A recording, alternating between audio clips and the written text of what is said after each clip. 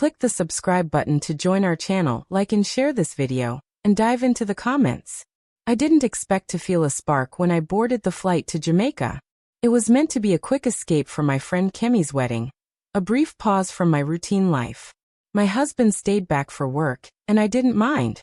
After 9 years of marriage, between juggling kids' schedules, cooking and petty arguments, we'd settled into a quiet rut. Nothing explosive, just stale. Montego Bay hit me like a wave, humid, vibrant, alive in ways I'd forgotten existed. Kemi had planned everything perfectly. The wedding was at a breathtaking cliffside resort, where turquoise waves crashed below and the air smelled of salt and hibiscus. The resort's rooftop bar was where I first saw him. He was tall, lean, with a smile that could stop time, his skin glowing under the golden hour light. His voice, smooth as the rum he poured, carried a faint accent that felt like music. He was chatting with a guest when I approached for a drink, and when his eyes caught mine, it was like the world tilted. Not just because he was striking, though he was, but because his gaze held mine like he knew me. "First time in Jamaica?" he asked, sliding me a piña colada. I laughed. "Is it that obvious?" He grinned. "Only to someone paying attention." My cheeks burned, and I looked away, pretending to study the horizon. His name was Jaden. I didn't plan to keep drifting back to the bar, but every time I passed by, there he was, polishing glasses, joking with guests, making me smile in ways I hadn't in years. We talked too much. I shared bits about my life in Chicago, how I miss my boys but craved this break. He asked questions that cut deeper than small talk. Not just "how's it going?" but "what makes you feel alive?" and "when did you last do something just for you?" By day 3, I was finding excuses to linger near the bar. I wore that flowy dress I hadn't touched in ages, the one my husband once said was too bold for parent-teacher nights. I wanted Jaden to see me. And he did. Oh, he did. One night, after the rehearsal dinner, the resort was quiet. I stayed behind, barefoot, a little buzzed from rum punch, the warm breeze wrapping around me. Jaden was tidying up. "Still here?" he asked, his voice low, teasing. I smirked, sitting at the bar, not ready to call it a night. He gave me that look, slow, intentional, and walked around the counter, close enough that I caught the scent of his aftershave, something warm and cedar-like. "You sure about that?" he murmured. I froze, my heart pounding. I didn't answer, didn't move, just let the moment hang there, heavy with possibility. The silence wasn't awkward. It was electric, like a storm waiting to break. Jaden didn't speak again, just watched me, his eyes tracing my face like he was memorizing it. I toyed with my glass, my pulse racing, trying to ignore the heat creeping up my spine. "I should go," I said, standing too quickly, but my feet stayed glued. "You don't want to," he said softly. I hated how right he was. I loved it too. Nothing happened. No kiss, no touch, but something inside me shifted, like a door creaking open. I walked back to my room, heart hammering, wondering what I was playing at. The next morning, I avoided the bar. I told myself it was safer to stick with Kemi, to drown in wedding chaos. But my eyes kept searching for him, catching glimpses of him serving drinks, laughing effortlessly, acting like nothing had happened. It stung, but I told myself it was nothing.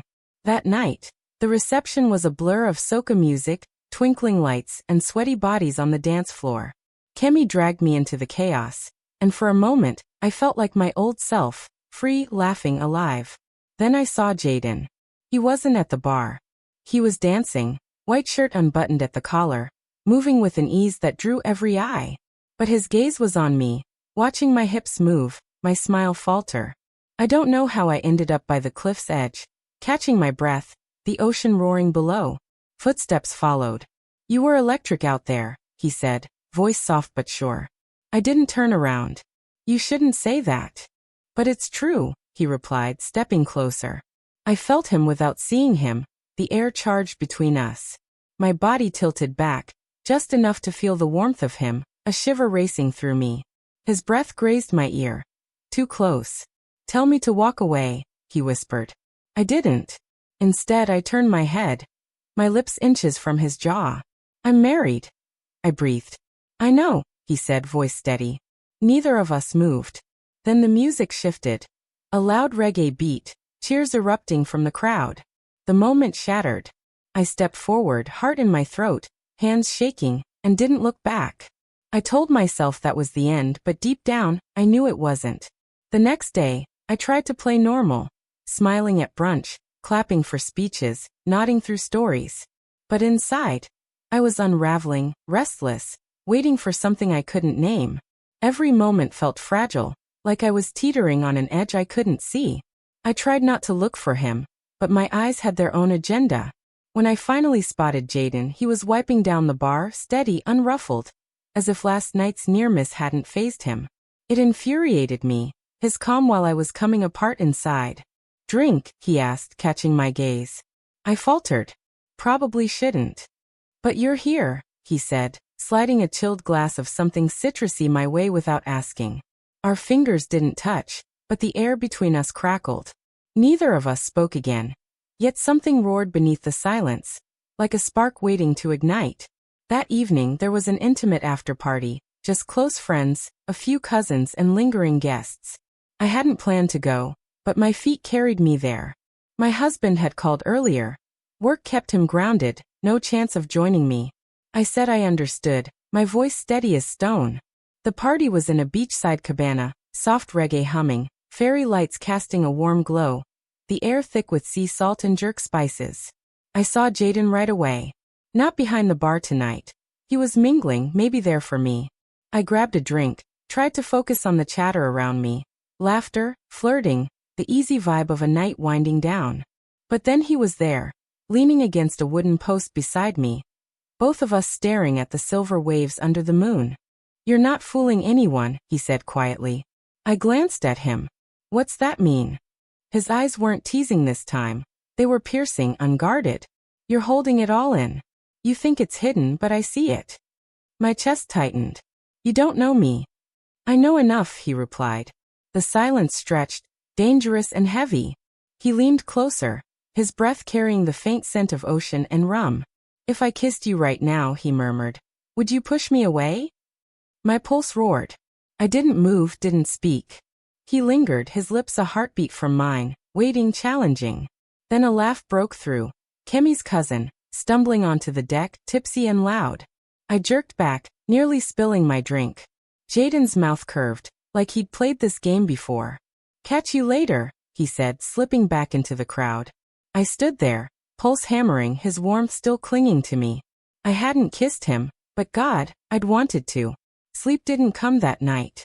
I replayed the moment endlessly, his words, his closeness, the hunger in the air. I felt stupid for not shutting it down sooner, for not walking away when I could've. Worse, I hated how much I craved more. The next morning, the air felt heavier, like it carried secrets. It was the last full day before we all scattered home, and most guests were either nursing hangovers or lazing by the infinity pool, savoring the final wedding glow. I thought the feeling would fade, that I'd brush it off as too much rum and island heat. But the ache only sharpened. I kept scanning the crowd, my eyes betraying me. When I saw Jaden again, it was like the air rushed out of me. He stood alone under a cluster of coconut trees, sunglasses on, arms crossed, watching me like he'd known I'd come. I didn't think, just walked toward him, heart pounding, waves crashing nearby. He didn't speak, just turned and headed toward a secluded lounge tucked behind the main resort. I followed. Inside, it was quiet. Teak walls, sheer curtains, distant music muffled by the hum of the sea. He shut the door. The tension flooded the room, swallowing every word I might have said. His eyes held mine. "You know why you're here," he said. I swallowed, nerves buzzing. "I shouldn't be." "But you are." He stepped closer, slow, giving me every chance to bolt. "This doesn't have to be anything," he said. "We can keep it light. But if you want to feel something, just for now, I'm here." I was torn between running and collapsing into him. His fingers brushed a lock of hair from my cheek, soft but searing. His hand lingered, grazing my jaw, electric. My breath hitched. Then a sharp knock. We froze. Another knock, louder. Kemi's voice cut through. "Hey, you in there? Your husband's on the phone. He's been calling nonstop." My stomach plummeted. Jaden stepped back. I fumbled to compose myself, heart racing, mind blank. "Tell him I'm coming," I managed, voice shaky. We didn't speak as I reached for the door, didn't look at each other. But just before I stepped out, his fingers grazed my wrist, fleeting, deliberate. I turned, pulse thundering. His voice was low. 10 more seconds and I didn't let him finish. I walked out, sunlight blinding me, guilt and desire crashing together. I told myself it was done, that nothing happened. But on the flight home, sitting beside my husband as he flicked through wedding photos, smiling, that heat lingered. Deep down, I knew I hadn't shut the door completely. Part of me still wondered about those 10 seconds. If you love this story, share it with friends and story lovers. And hit subscribe for more real, gripping tales like this.